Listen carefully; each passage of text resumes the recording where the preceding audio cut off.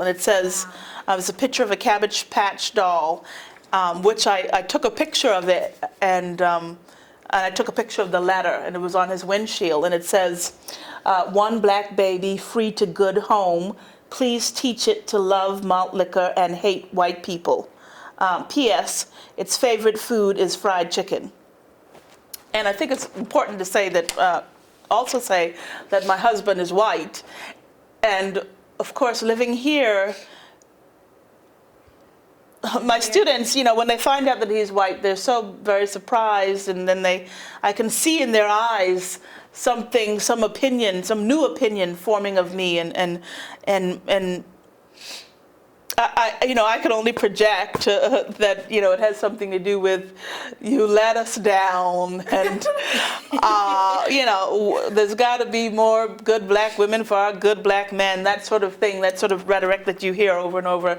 But this was left on my windshield, on my husband's windshield, and it was for the first time that I had ever had a firsthand, like really for sure, felt like an affront, an attack of racism. Right. Because we talk about it all the time. We talk about how it's reflected in the media, and we know that it's happening. But it was the first time that I knew for sure someone was being mean to me because of the color of my skin. So because of that, my research, even outside of the medium of theater, is leaning toward this way, trying to figure out where we truly are in our race relations in the country, in our relationships, where we truly are and where we still have to go. Because I had a professor once, a directing professor, who said that, and he was on my dissertation committee, he said that this whole thing of race, that's done with. We're tired of talking about race. It's done. It's done. We've got affirmative action. You got a black president now. It's done. But I think when we still have issues, I think this happened in 2010, when we still have these issues, when people are still thinking this way and went out of their way to get this doll, where'd you get this Cabbage Patch doll? Where'd you get this black Cabbage Patch doll? And then wrote this letter. That's true. Went out of their way to do this. And so now my research is leaning toward figuring out how we can get past this little stuff, because we've achieved some pretty big hurdles, right? And I think that as a nation in this country, we're learning more about each other, and I think there's more to learn. I think there's more to talk about, and that's where my research is heading. How important do you think it is for undergraduates to complete a research methods course? Oh, how important. I have no words. It's very, very important. One, because you must start very early thinking critically and very deeply about what your passions are or what your goals are. Even if that's just from a topic a random topic your teacher gives you. Mm-hmm. I think it's a foundation. It serves as a foundation for when you really want to research the stuff you're really interested in. So important. And as a matter of fact, I think that we should start our students a lot earlier than we do, so that you aren't so overwhelmed. I find that my students are, especially in my history class, they're overwhelmed by the amount of work that it takes. So I think that we have to, as educators, start you earlier. Yeah. So why do you think it is that some students shy away from the research project? As you said earlier, they're so overwhelmed with the abundance of work it is. So do you think it's the fact that when you first take a research course, I think maybe they don't realize that it's so much legwork before you actually are able to conduct your own research. So why do you think certain students shy away from that? I think, and it's been my experience, that they're afraid. They're afraid of the work. And that's why I think that as professors, we should take you through step by step. From the very, very beginning of the semester, not right before midterm to go, hey, you got that paper due, and here are some handouts. I think we should start from the very beginning as we navigate through the material of the coursework every week or every 2 weeks saying, okay, now here's the next step. Now let's do this. Let's accomplish this together. Let's meet at the library so that you know how to access the materials online. It's not enough to have just online resources.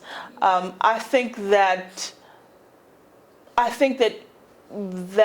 your professors can take a larger role in preparing you. But I also think that at some point, you as a student, you must move beyond what you're afraid of. Take the first step, go in and meet your teacher individually.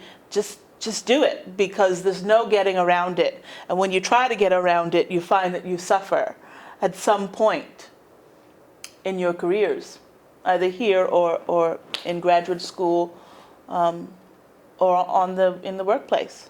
So do you have any advice for any upcoming researchers?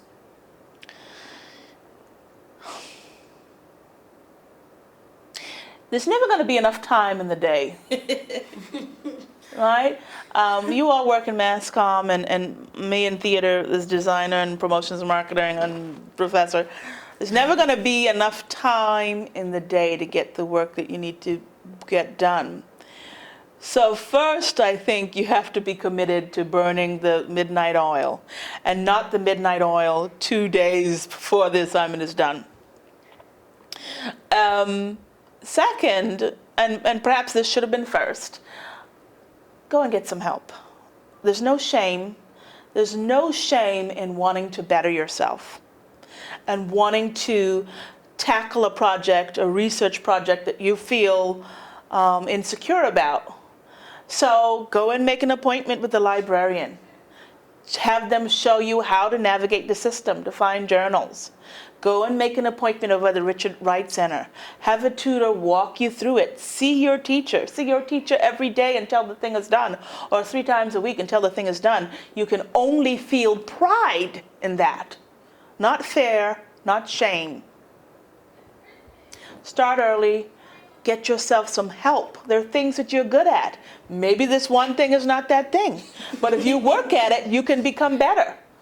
Because I noticed with our research, we have a team aspect, and needless to say, in any aspect of media, especially theater, you work with a team. Yes. Your production team. So what advice or what are your concerns or advice that you may give about teamwork? So I gotta say that your work speaks for itself. And when you work with a team of people, sometimes it takes a little while for you to find a rhythm. Maybe you had a student, maybe you had that person in the class before. Maybe that person is your friend. Sometimes it takes a while to find a rhythm. So what's important first, I think, is to work hard, do your part, and even when you disagree, to make sure that at least in that meeting, you're being productive.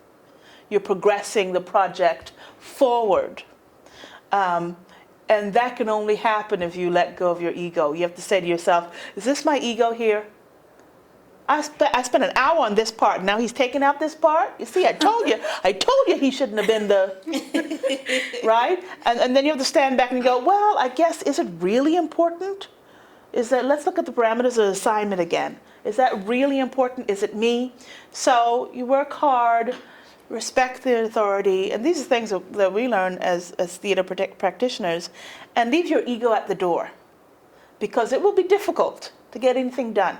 Well, thank you so much, Yeah, Dr. Smith, for sitting down and talking to us. You're welcome. Hi, guys. Okay. Come on, Jonathan. You got to get in front. Oh, I still got this hat on. Oh, aloha. Aloha. We're all in. I wasn't late today. That's true. That's true. Done. This was a With the struggle, camera. guys. And here's everyone else. Cheers, Keith. Come on, everybody. Come on. Hello. Feel your love. Mission Media. We're here. Mission Media.